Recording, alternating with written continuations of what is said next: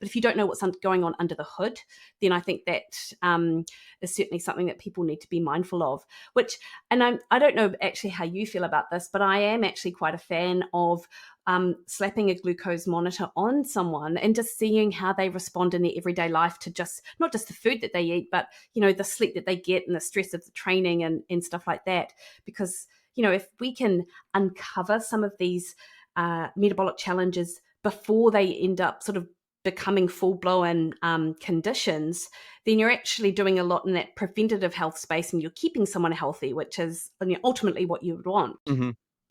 With continuous glucose monitors, I think they're great tools. I think they're definitely something that require a bit of upfront education. It's gonna give you some information, right? And it's gonna not give you other information. So Yeah, if you start thinking about it through the lens of just that one piece, then you could run into problems. Or if you look at it too acutely, uh, where you're freaking out about one glucose spike that comes back down, and then that's driving all your decision making, that could potentially make it, uh, trying to solve a problem that's not really there. But a lot of yeah. that stuff can just be like, I think, I mean, it's like any tool, right? It can be misused, and then you end up getting something that you weren't looking for out of it.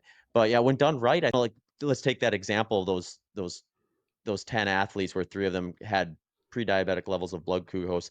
Something like that could help them tease some of that information out to find out, Mm, like, okay, well, was this just a one-time thing that was higher for one reason or another, like the stress of participating in a study or something like that? yeah. They're gonna know that with by wearing a continuous glucose monitor. Or let's say that they do find out that they are sitting high fasting blood glucose and they wanna try to remedy it. If they have the continuous glucose monitor on for a few weeks, and they're kind of continuing that pattern that resulted in that, they can see what is actually moving the needle the most with that, and then start maybe like taking care of the bigger movers first versus trying to overhaul things and guess at what's going to work and what's not going to work.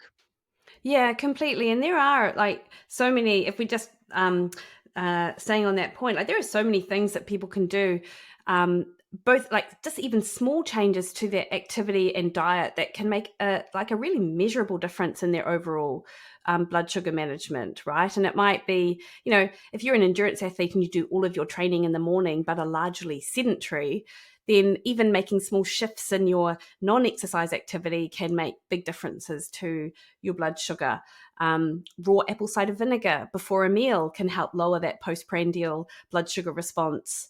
Yeah, so you're right. Like there are plenty of things which you can trial when you've got it in front of you to make sure that, or to sort of get things back into line. But that's such a good point that you raised, that the education piece around how useful it is, but also how it fits in the context of everything else, because you can't just chase the lowest blood glucose level, because other things will fall out of whack if that's your only sort of outcome that you're interested in.